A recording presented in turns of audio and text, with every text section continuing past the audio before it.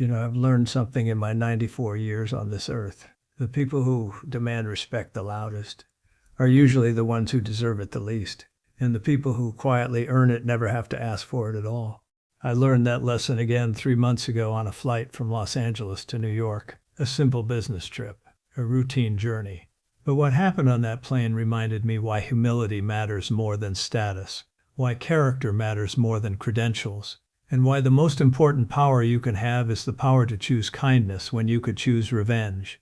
Let me tell you about the man who stole my seat, and what happened when he discovered who I really was. Because the look on his face when the truth came out, that's something I'll never forget. But to understand what happened, you need to understand how I travel. Here's something most people don't know about me. Despite whatever success I've had, despite whatever recognition my name might carry, I've never believed in making a spectacle of myself, especially when I travel. I own a significant stake in a regional airline, not something I advertise, not something I use for special treatment. It's business, an investment. But it means I fly my own airline fairly regularly, and when I do, I dress simply. Jeans, a comfortable shirt, a weathered jacket, sometimes a hat pulled low. I book my tickets like anyone else. I go through security like anyone else. I wait at the gate like anyone else. Why? Because I've learned that when you demand special treatment, you stop seeing how the world really works. You stop understanding how normal people experience things. You stop learning, and I never want to stop learning. So that Tuesday morning, I arrived at LAX early. I had my first class ticket seat 2A window, which I'd selected when I booked weeks earlier. Nothing fancy, just a comfortable seat for a cross-country flight where I could work on some documents and maybe catch some sleep. I went through security without incident. Nobody recognized me, which was exactly how I wanted it. Grabbed a coffee, read the paper, waited for boarding like everyone else. When they called first class, I gathered my carry-on and headed down the jetway. Standard procedure, normal Tuesday, nothing unusual. Until I reached my seat, there was a man sitting in 2A, my seat.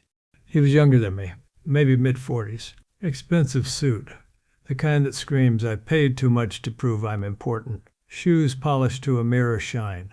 A watch that probably cost more than most people's cars. Hair perfectly styled. And he was already settled in.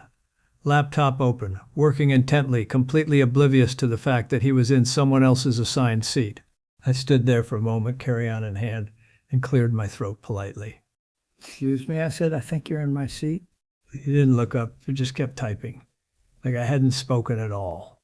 I waited a beat, then tried again. "Sir, this is seat 2A. That's my assigned seat." This time he glanced up. And the look he gave me, I've seen that look before. That quick up and down assessment, where someone decides in half a second that you don't matter, that you're beneath their notice, that your comfort and your rights are less important than their convenience. "I'm in first class," he said, as if that explained everything. As if having a first-class ticket meant you could sit wherever you wanted, regardless of assigned seats. "So am I," I replied evenly. "And this is my assigned seat. I'm sure there's been some confusion with your seat assignment."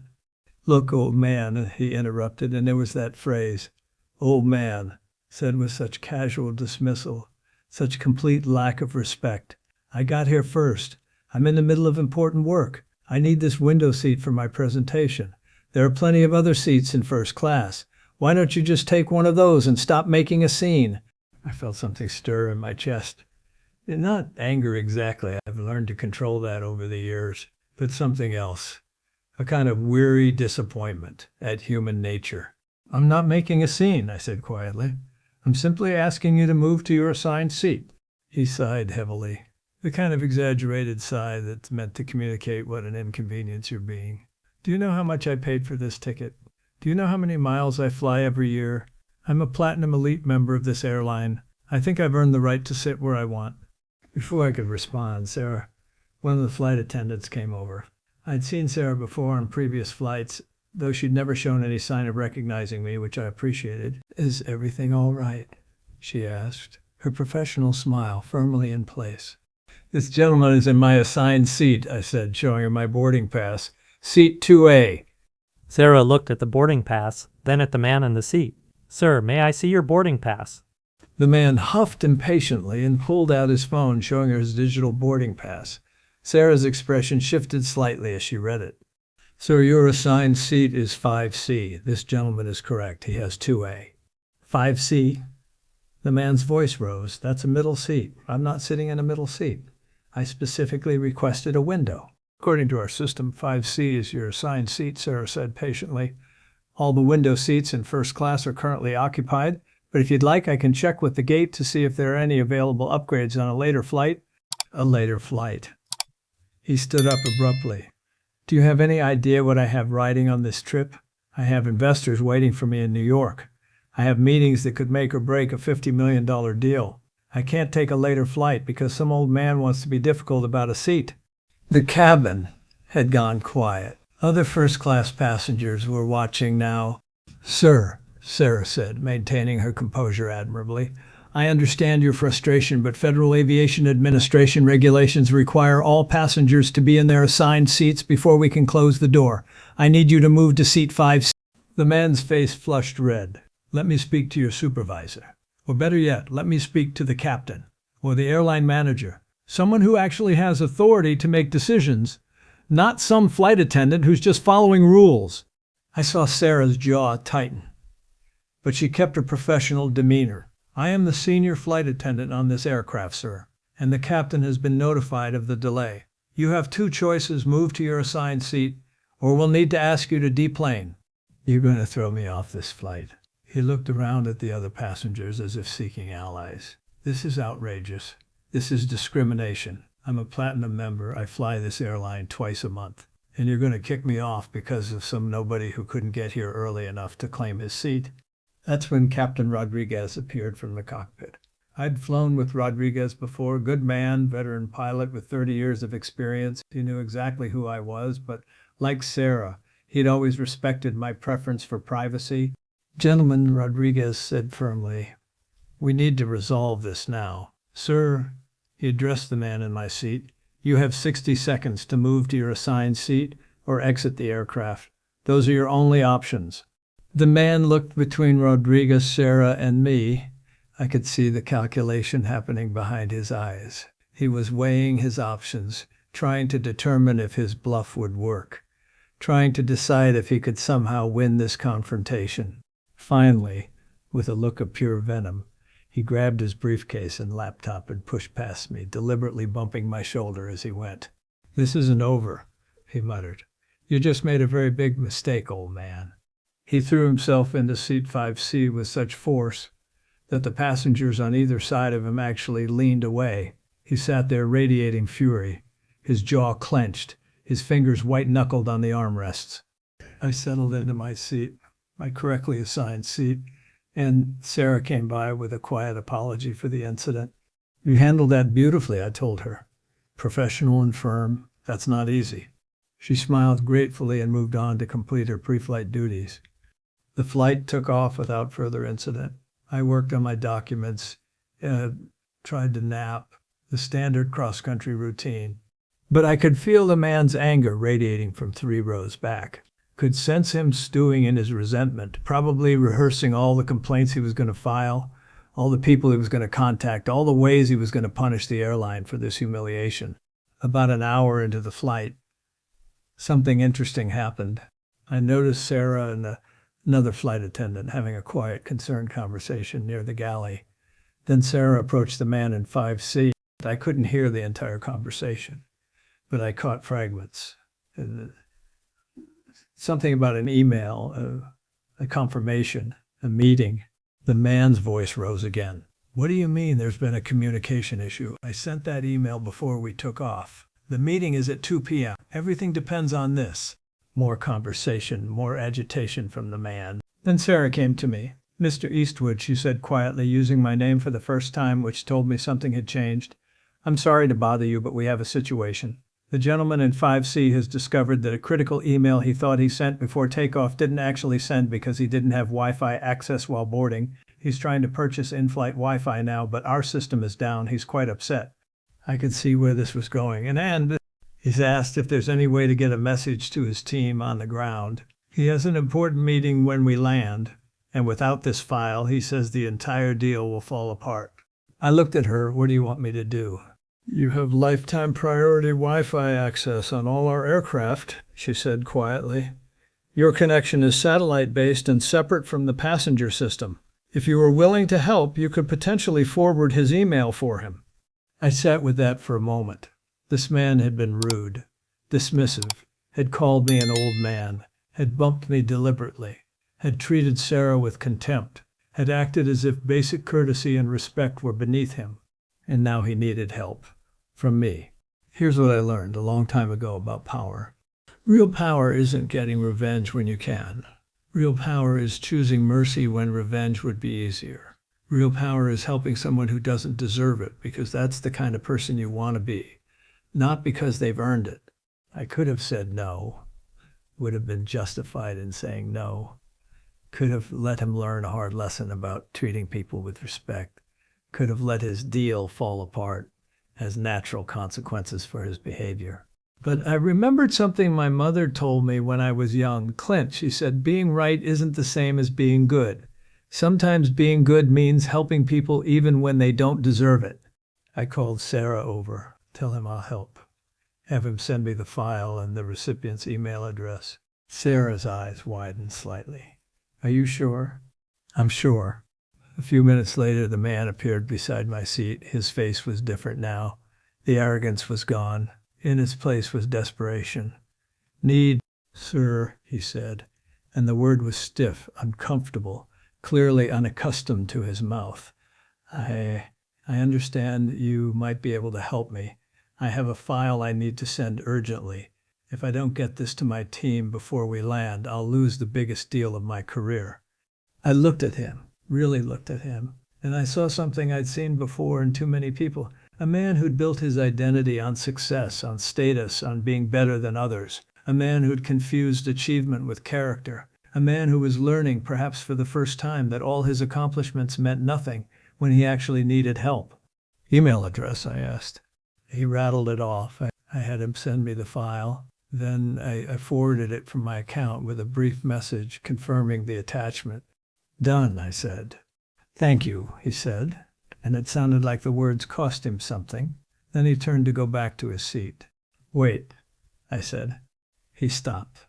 What you said earlier about me being just some old man, about you having earned the right to sit wherever you want, about your status mattering more than courtesy or rules. I paused. Do you actually believe that? That some people matter more than others? That your success gives you permission to treat others with disrespect? His face flushed. I was stressed. I had a lot on my mind. We all have a lot on our minds, I said. That's not an excuse. That's just life. The question is whether we use our stress as justification to be cruel, or whether we choose to remain decent regardless of our circumstances. He stood there, clearly wanting to leave but unable to without acknowledging what I'd said. The flight attendant, Sarah, she didn't deserve the way you spoke to her. Neither did the captain. Neither did I. We were all just doing what was right, following the rules, treating you with respect even when you weren't returning it. I apologize, he said stiffly.